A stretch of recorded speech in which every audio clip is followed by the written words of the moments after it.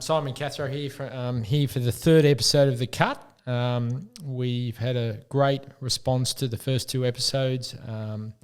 Our first guest was John Winter, CEO and president of Arita, and our second guest was Adrian Loader, one of the principals of Allegro Private Equity. Well, today we've got a gentleman by the name of Chip Hoebeke. He's the head of consulting at Riemann, which is a large consulting and accounting firm in the US. I met Chip last week, had an amazing meeting, and I thought, wonderful, let's share his knowledge to our viewers and the market just on what he's seeing. His background is in the area of insolvency and restructuring. He specialises in the field similar to what I specialise in. And it really is a good time now to hear from Chip to see what we're seeing over what's happening in the US and potentially the global markets and where we might be heading with respect to the Australian economy. But hello, Chip. How are you going? Hey, good morning. I'm doing well. Thanks for having me. Yeah, great. And how's your time been in Australia? It's been. I know your family's a bit of a frequent here for education, but it's been a good time. It has been. I came in thinking I had to bring rain gear for the whole time, and since I've landed, it's hardly rained. So I don't know if I brought the sun along. Maybe you did, because I tell you what, it's been raining a lot in Sydney in particular for the last 3 months, and it's been. We lost the whole summer, and I live down at Bondi, so it was a real devastating impact for me. But it's great, and your background. You're from Michigan, so it'd be good to hear from you as to who you are and where you come from. Sure. So I started off in public accounting. I'm a recovered auditor. That's how I say it. Began my career auditing fairly large companies. One of our largest clients made a large acquisition, needed a finance person, made a run at me when I was 22, 23 years old. They filled me with dreams of going public and being incredibly wealthy. I was literally there 2 weeks, and the owner was indicted for bank fraud. Wow. So suddenly I was the only person, or maybe the highest ranking person left, who wasn't implicated in things, as I'd just been there. So I was I was forced to be the winding down agent internally, and that really launched everything. I came back to Raymond. We had 8,000 corporate clients. We always had somebody in trouble. So I spent time just helping out on an ad hoc basis, folks who were in trouble with their bank. They got over their skis with a lender. They turned out that 8-tracks weren't selling anymore. That dates us, if you know what those are. And so those sorts of things led me into 2007 and 8, when suddenly everyone we knew had trouble. And so we formalized the group. We'd always had strong international relationships, and so that's actually led me into a practice now where most of my time is spent on insolvencies that are cross-border, litigious, with operating companies. Yeah, great. So I had a sort of similar start to my career where I sort of got a bit of a taste of the insolvency and just never looked back, just loved it from then on. I mean, I suppose from your perspective, what's the best bits about why you enjoyed the insolvency and restructuring? So there's probably the good side and the bad side that are the best bits, right? There's a bit of the bad side is the rush of getting that appointment. We're the emergency room professionals in our fields.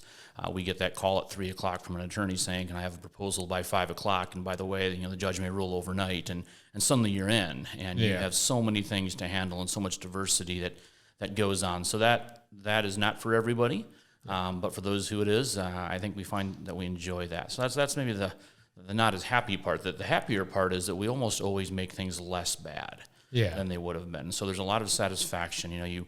You change the results for employees. You may change the results for families, ownerships, and companies. You change the results, hopefully, for customers and for vendors.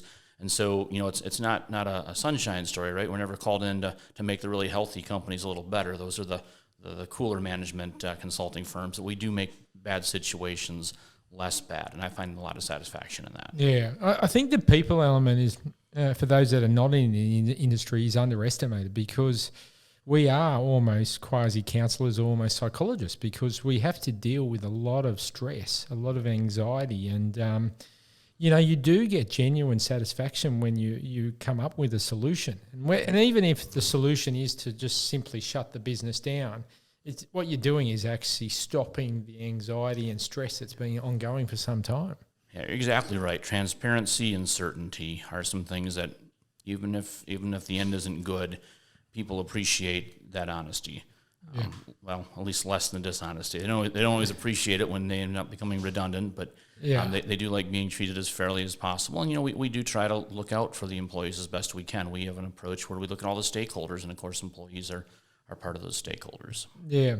And with the process in the US, I mean, we always hear about Chapter 11 here, and that's always been a big topic in Australia because we don't have that in Australia. We've talked about introducing it. The best we've got is we've introduced in early January last year a process called the Small Business Restructuring Process, but it really only impacts the smaller of the businesses. You wouldn't even put them in the SME category. They're almost the micro businesses. But what's the I suppose a good overview on the different kinds of insolvency and restructuring process would be good to hear from you on that. Sure. So let me start with the bankruptcy world. And I'm going to start by saying that bankruptcy is a very effective tool. It's been litigated. There's a lot of case law and, of course, a lot of statutory law. So it's a very good tool. I think where we go wrong a little bit is oftentimes we think of it as the only tool. And it is a fantastic hammer. But if you need a screwdriver, it's not so good. And so, I think that I'm going to touch on the different types of bankruptcy, but I want to make that point right away is that if there's trouble with something that has assets or interests in the U.S., bankruptcy is an option. But if your professionals are jumping directly to that, you need to make sure you ask a little bit about some of the other questions, because the downside, I'll start with there, of all bankruptcy proceedings, they're very expensive, very time-consuming, extraordinarily transparent, which maybe is a plus and a minus, but it can be a minus if you're not looking for transparency. So you have what we typically think of with bankruptcy as a Chapter 11. This is restructuring. So you have an insolvent company, depending on the state you're in, it's either a balance sheet insolvency, which is simply assets minus liabilities equals a positive or negative number. If it's negative, they're insolvent. Or you have a cash flow type of insolvency where they can't meet their next 30 or 60 days cash obligations. So you got to know which state you're in, because you may not be actually technically insolvent if you don't meet one of those tests in that state. But if you are insolvent, Chapter 11 is designed to have something at the end. So you're restructuring. It's a business rescue is really what it is. Now you may sell off part of your assets during that process. You may term out debt. You may cram down and get rid of some creditors. There's a lot of ways it can go, but at the end of the day, you're going to, someone, maybe not you because you may sell the business, but someone's going to have an operating entity on the other side. So that's Chapter 11. Chapter 7 is just a proper wind down. It is a liquidation. You have a trustee that's appointed. They sell off everything for the benefit of the beneficiaries. They will go after with preference actions and all sorts of different things to try to find anybody that they can tag, utilize contingency-based professionals a lot. And so, that process is always a bad ending. It's just how bad. The other chapter that I want to talk about is Chapter 15 for just a second, because, of course, that's the way that the U.S. addresses the model law. It is how we've incorporated that, and it allows for recognition of foreign insolvency practitioners. And, of course, the classic way is if you have an insolvency proceeding abroad and you want it to be recognized as the main foreign proceeding in the U.S., you'd fall through that. You might have some contention, some competition. That's fairly well known. What's not so fairly well known is using a Chapter 15 as a discovery tool. If you're granted recognition, you have all of the normal bankruptcy discovery powers, so the power to depose, the power to subpoena, all the normal tools that you would have with the U.S. hammer. And it's always an analysis, right? I'm not suggesting perhaps that the U.S. hammer is better than everybody else's hammer for discovery, but it can be, especially if you're dealing with multinational entities. If you're dealing with Chase Bank in Malaysia, an Australian order into Malaysia may not be very threatening to Chase Bank. But a U.S. order is, because of Chase Bank in the U.S. gets sideways with a federal judge, it can have ramifications that are going to be a lot more important to it than whatever might happen in Malaysia. So there's some interesting tools there, but that's the bankruptcy regime. I'll take a second and see if you have any questions on that before I jump into the other alternatives. I think I want to hear the other alternatives, because what sticks out for me at the moment is I feel like there's not a restructuring option for small businesses. And that's something that's been front of mind, particularly in the Australian laws and discussions. All right, so now we're talking about the small business world, or we're talking about a world where there's some reason where we don't either want or need bankruptcy. And you always have at the core of this a default of some sense, right? You've got a creditor default, a loan document default. Perhaps you've done something that a regulatory agency you've gotten sideways with. You've missed filings. There's been some sort of embezzlement or Ponzi scheme, but somewhere there's a default or an underlying problem which has resulted in an actionable event. So that you can file a lawsuit, file an enforcement action if you're a government agency, and out of that there's various remedies. And so, the typical one, if you're a lender, is someone's violated the terms, and now we're going to foreclose on the collateral. Lots of reasons why you may not want to foreclose on collateral. It may be an old manufacturing site with lots of environmental liabilities, and the bank doesn't want to own that. It may have, so in the U.S., we have all sorts of patient rights sorts of issues and other hazmat things that come with medical practices. Medical practices are really good unless you have to foreclose on them because, again, you don't want to. And so there's various remedies, and so receivership in the U.S. is a significantly different remedy than many other parts. It's not done on the papers. It's not a loan right process. Even if it's written in, it's seldom able to be enforced as a contractual event. It is a court-ordered event. It's an extraordinary remedy, but there's extraordinary powers. And so there's state court and federal court, and you have receivers who are actually arms of the court. They have judicial immunity. In order to get in trouble, they have to have gross or willful negligence. So you have to nail a receiver for doing something intentionally wrong. So if you have a troubled property that's got environmental issues, a receiver can go in, do what they need to, sell it for whatever they can, free and clear of lien, much like a 363 sale, without being tagged with that personal liability. Yeah. So it's an effective remedy in those situations. It's also an effective discovery remedy. Oftentimes, creditors suspect something's going on. They think there's a good business, but the cash flow is just not there. They worry if it's getting dispersed or dissipated. Owners are taking out too much money. Something else is going on. Oftentimes there's fire where that smoke is, but they don't have the ability to go in there. Yeah. As a receiver, you step in the shoes of ownership. You have access to everything.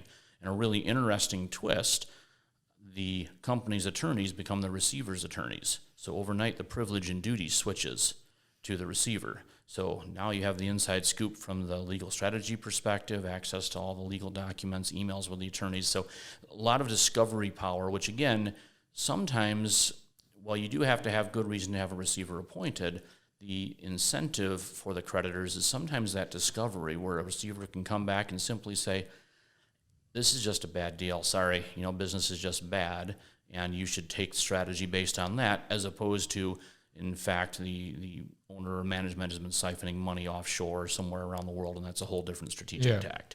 But I suppose the starting point of all of this, though, is finding U.S. professionals, usually an FA and an attorney, that can help you through, there's trouble, what should we do? Because bankruptcy is always an option. There's always that hammer. But there's many things that are what I call tranched, that start off much less expensive. Rather than jump into $1 million proceeding, you might be able to start off with a $50,000 proceeding that then informs whether you should do anything else or not. Because that's the real problem with Chapter 11. Yep. It's easy to go in. Yeah, it's really hard and expensive to come out. Yeah, and that's the point really, is what is the offering or the solution at those companies that turn over less than $3-4 million a year. Yeah. It sounds to me that there is a solution there, but it's probably could be a bit more efficient, I suppose, or more cost effective. Significantly more cost effective, and again with the ability to shut the spigot off at any point. Again, once you go into Chapter 11, there's no real way to shut the spigot off. You have to follow the whole process. When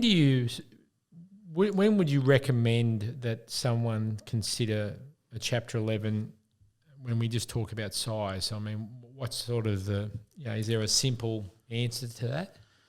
So I don't know that it's necessarily about size. Restructuring can be a very effective tool for someone small. Now, you're not going to get in and out of a Chapter 11 for less than probably $100,000, no matter how small or how simple or how everything it is. You file a Chapter 11, you're going to have that kind of investment. So if you have $1 million of turnover, perhaps that $100,000 doesn't do it. However, if there's personal liability that's going to pass through the owners, there are different things like this. Maybe it makes sense. Maybe from their personal standpoint, while the company doesn't support it, ownership's interest would. And so that $100,000 is money well spent to protect themselves personally. Yeah.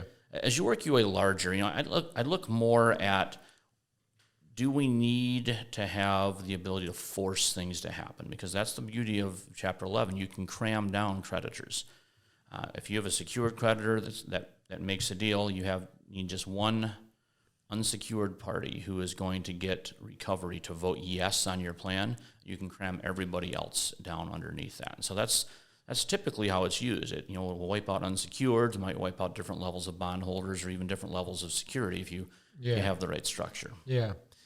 I was genuinely surprised that 100,000 is possible, because I maybe incorrectly always had the view that you've got to have a couple of $1 million in costs before you make the Chapter 11 effective. But it is possible at potentially even $100,000 in costs. It is. So now we start talking about jurisdictions a little bit too. Yeah.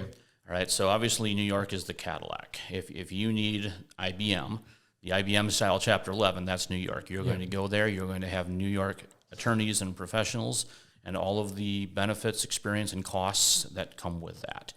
And there's a lot of circumstances where that is the right place to be. There's other circumstances where it's not the right place to be, and you can go into some of the big international hubs like Miami or Dallas, Fort Worth, or Houston. You may have automotive related, where Detroit or Chicago might be the better places, where you've got sophisticated legal professionals and financial advisors, a good bench, but the cost is a lot less. To start with, the rate per hour is a third. Yeah. Many of those partners are, by the way, recovered big city partners, and so it's the same people, just a different spot, different cost of living, and all of that. And so you can get in fairly inexpensively. The filing requirements aren't very onerous. To get in the actual schedules, if you have a decent accounting team internally, you do need professionals. Don't try to do it on your own. I'm not running you that direction. But you can do a lot of the work so that the attorneys are really mostly reviewing rather than generating. Yep. Now that's a small shop. So $3-4 million of turnover, one location. It's not a very big story, right? Your creditors list isn't going to be 1,000 entities long. It's going to be a fairly discrete list. So you can get in fairly easily.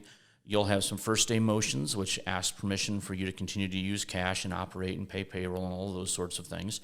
And if it's not highly contested, those are generally speaking there. Most courts don't want to make a decision to terminate the business on day one. They're not going to say, no, fire all the employees. They're going to allow you to use cash and do all of those things.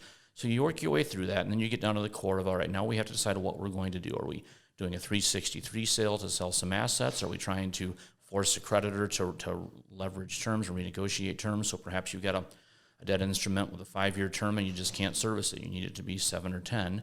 There'll be a little bit of wrangling over cash flow. But one of the other dynamics that happens, even with creditors, is the day before you file Chapter 11, they're got their heels dug in. They're not willing to move no matter what. The day after you file Chapter 11, they know now they're going to have to do something. And so they're willing to work and deal. And so it's amazing how fast progress can happen. So you can have almost a prepackaged sort of Chapter 11, where if you have one major issue, you're rolling it out.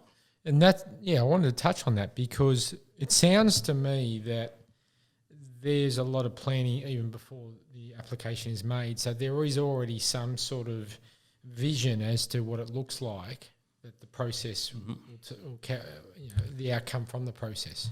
There's two ways you really go into Chapter 11. One is your hair is on fire because there's some emergency and you have to get protection from creditors right now. You see that when there's been a large lawsuit loss or some sort of a fire or some extreme tragedy where you just have to get protection right now. Ideally, though, you actually have a goal. You're using Chapter 11 as a restructuring tool, and it's thought out. You've evaluated the other options. You've probably negotiated with creditors and haven't been able to get where you needed to go.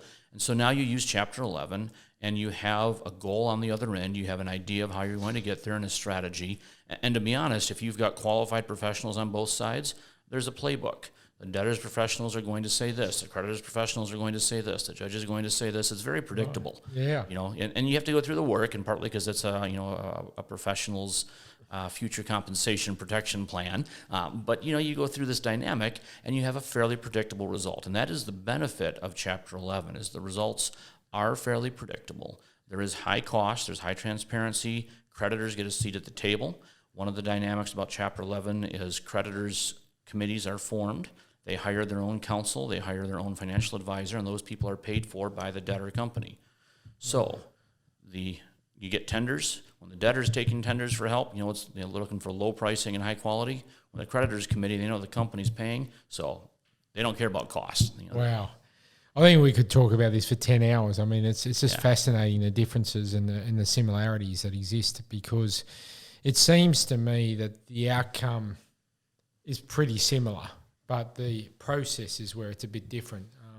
It sounds to me that there's a lot more legal involvement compared to, say, the Australian process, which I won't get in too much detail because we've got to get onto the US economy in a second. But yeah, look, it's just fascinating to see, because again, there is definitely methods around streamlining the Chapter 11 process that maybe I didn't know, and but anyway, let's move on to the next point, the US market. So we're hearing and seeing in our market at the moment the early signs of probably what the US started to see 6 months ago.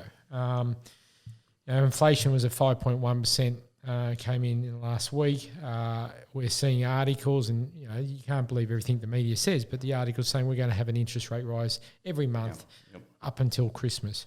So what are we seeing now in the US economy, and sort of what have you, I suppose, seen sort of since post-COVID that is, that we should expect to see from here, I suppose?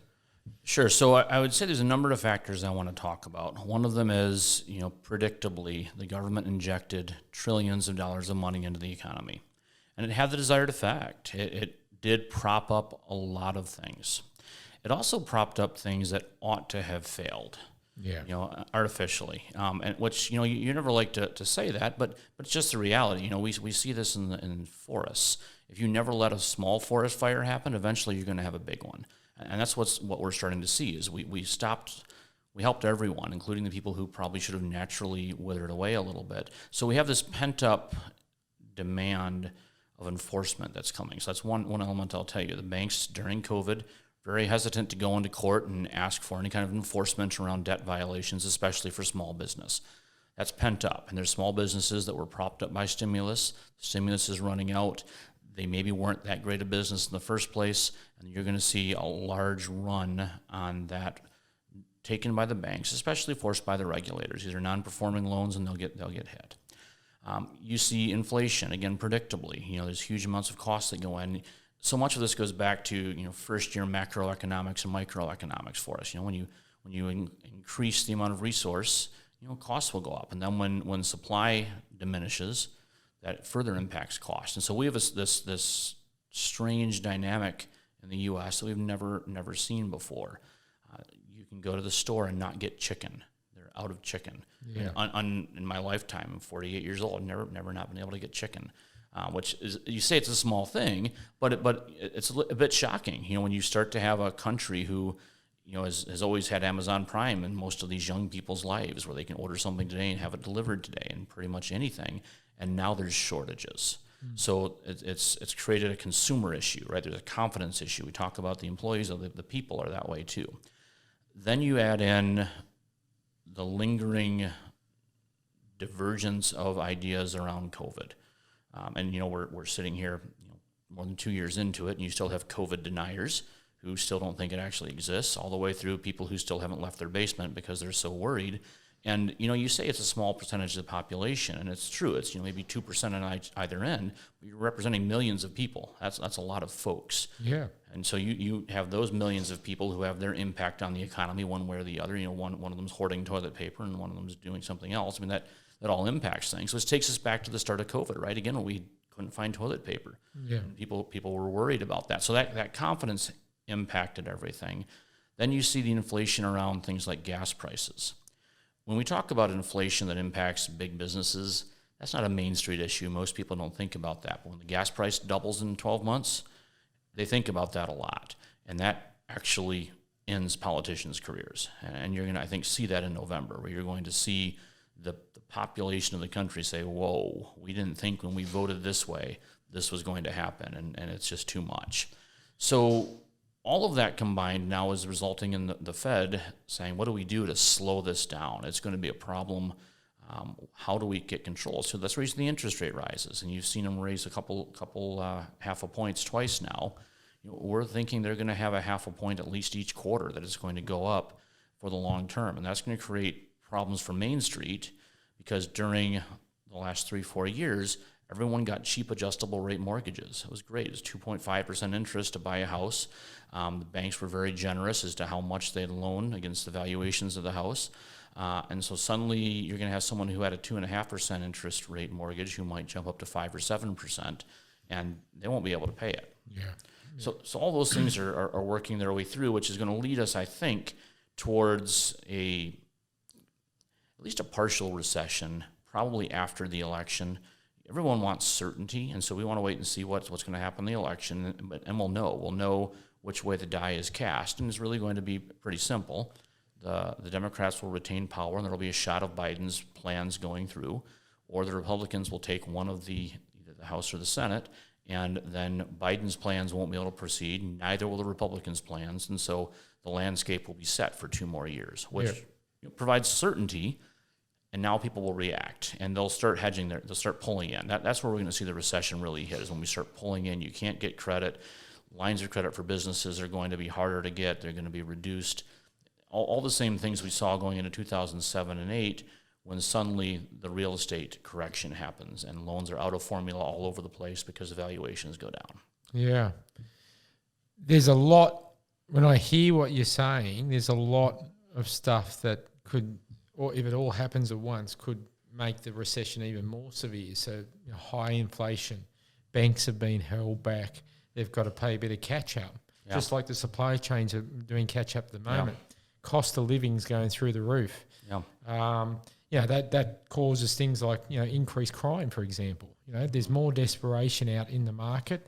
We're not seeing too much of that at the moment in the Australian market, but I can sense, even in the conversations I'm having, that the desperation is elevating, right? So that's where I think we're heading as well. I think we're heading in 3, 4, 5 months' time, a bit of a situation as to, are we going to be contemplating a recession, just like you're talking now. So when we look at that, I suspect there should be a high expectation that there will be quite a big jump in insolvency and restructurings. Is that your take on what you'll see in the US? It is. We think we're going to see it from 2 reasons. One, we have this pent-up lack of enforcement action against the companies that probably should have become insolvent over the past couple of years. That's all going to eventually come to a head, and it will be forced by the regulators. They'll force the banks to clean up their portfolios. That's what happened in 2007 and 2008. Banks were just suddenly, even banks that usually were company friendly, were forced into taking drastic action. So that'll keep us all busy for a bit. But then there'll be proper restructuring. There'll be the bigger companies who have to figure out how we're going to really come out of COVID. And we haven't really talked on the pressures there around, as real estate leases come up. We've had a big office building because before COVID we had 1,000 people in a building. Well, now we have 50 people a day, and it might change every day, but how's that going to look? So commercial real estate pressure because of a lack of tenants in the big cities is going to be a thing. You're going to see what we think is the great rebound. You've seen the great resignation. We're starting to see people realize that after they resign, they stop getting paid eventually, and they still need things.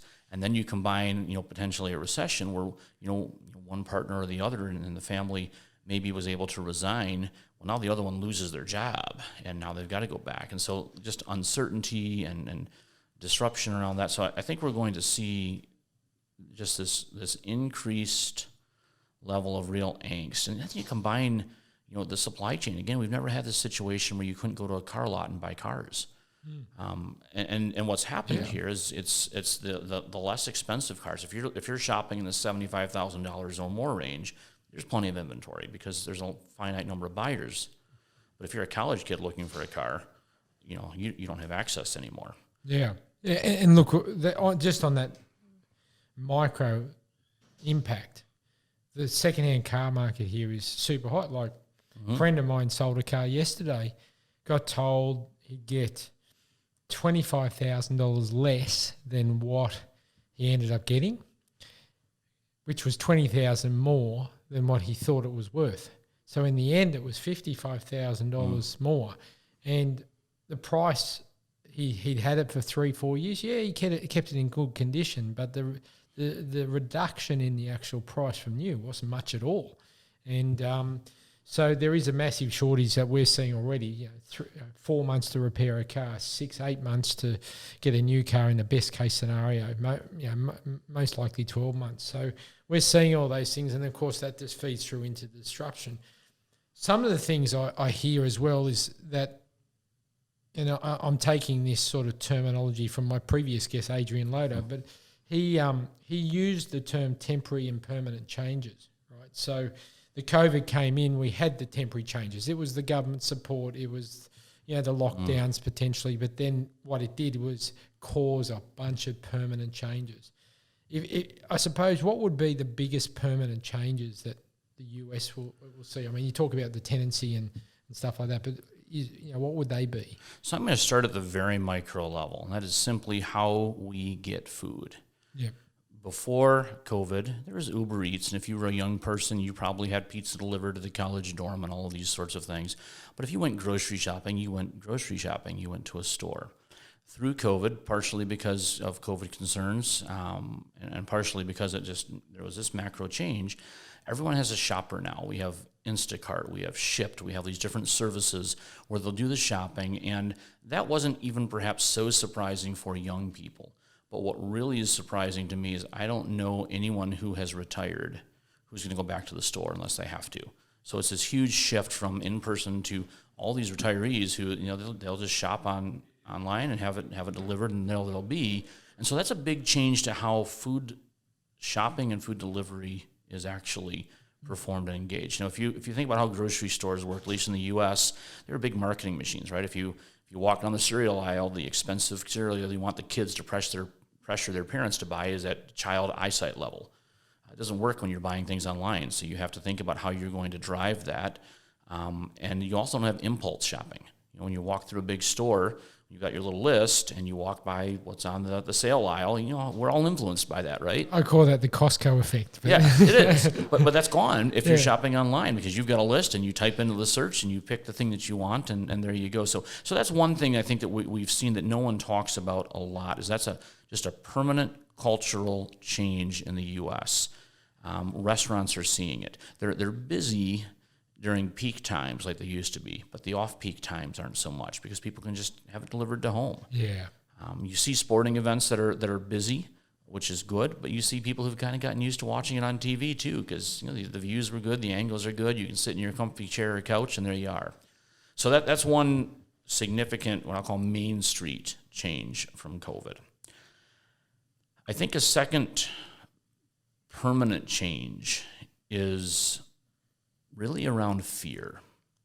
And COVID started this. I think what's happened in the Ukraine has also influenced this, where there was a point in time where we thought about disruptors as these arcane things that academics talk about. They don't really go on, right? I mean, when was the last time that a government suddenly made an urgent action that changed all of our lives? Never happened. Now it happens regularly. As a matter of fact, now whole industries are around trying to interpret what those changes were to keep us all out of trouble along the way. And so this fear, I think, is going to cause a certain percentage of the population to really be mindful. Now, I don't know if that's the maturing that happens with age when you find out you're not a bulletproof teenager anymore. I think there's an element to that, but COVID's had a big impact. It's had an impact on everybody's families. We all know people who've been either sick or lost their lives to it prematurely when it before their time, and that's an impact. And it's, I think, made people take life more seriously, look around and say, hey, I don't know how long my mom and pop are going to be around, and so I'm going to change perhaps what I used to do. Perhaps I'll be less down at the pub Friday night and a little more barbecuing with mom and dad. So you see those sorts of things, and then you add in this pressure from Ukraine where, boy, most people under 40 have never seen another nation just go try to take a nation because they can. Yeah. And so you see this, I think, in Europe, where all of a sudden spending on military is jumping up. You're seeing new proposals in the U.S. where all of a sudden, we start to get worried and say, okay, what do we have to do? Are we going to suddenly see a big jump in spending? And so you see this reallocation. So I think that fear is a permanent thing. Now, it may be temporary, but I think about it in the same way after 9/11. That fear of terrorism in the U.S. for airlines, it's really never gone away. It's a permanent change. Yeah. And is it all wrapped up in the one word uncertainty? So I feel when I'm dealing with my staff, when I'm dealing with my clients, family members, there's just this new level of uncertainty now. And so I wake up in the morning and go, I've got my day planned out. By about 7 a.m, it's completely changed, right? So that's a permanent feature. And so I think when some people are very good at handling change, and I think it's a small percentage. I think in terms of, most people just want a stable, simple, regular, consistent life, right? And that makes up the majority of the population. And that majority of the population have been hit pretty hard with this constant change through, constant uncertainty through change and fear. And that's the same I see here, certainly in Australia as well. So I just want to move into the global economy. So we've touched on the Ukraine. We get a sense of where the US is at. I feel, giving my input from the Australian perspective, I feel like we're going to weather a similar storm. We've got to source a lot of our wholesale funding, I imagine, still from the US. So interest rate rises, which, the current home loan rate, as of maybe the interest rate just went up, I don't know, but is about 2%, right? So I think the RBA is actually meeting today, on the day we're recording it, of course. And so we'll see that start to go up, right? So from the Australian perspective, I do see similarities in where we're heading. The severity is probably where I'll be a bit different. I think we fundamentally are a large piece of land with a very small population with a truckload of mining, and we're fundamentally in a much more better position from government debt perspective than I'd say the US is. Debatable, right? But that's my view. So I think we won't be as severe, but we certainly will have a correction much greater than what we have seen since the GFC. So we will see the pickup in insolvency. We'll see the spike in restructures and bankruptcies.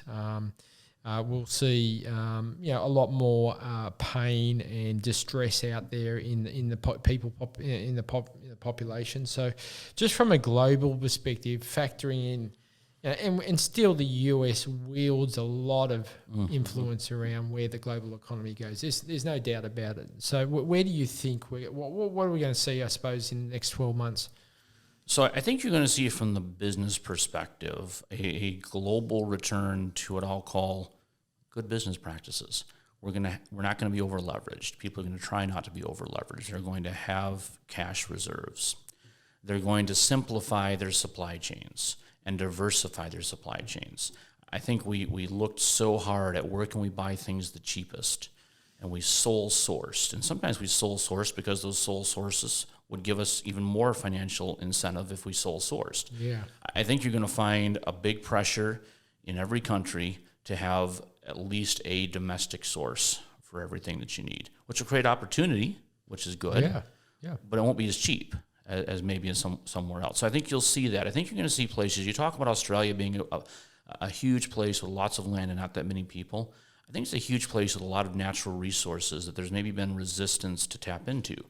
I think that resistance is going to lessen. I think globally, we've seen this extreme, right? Where either you're on the side where you want to burn coal and oil forever and just, let it all burn up, or you want to stop today. And I think what we're going to find is that the younger generation has realized we probably can't go from 0 to 60 that fast. We can't afford it.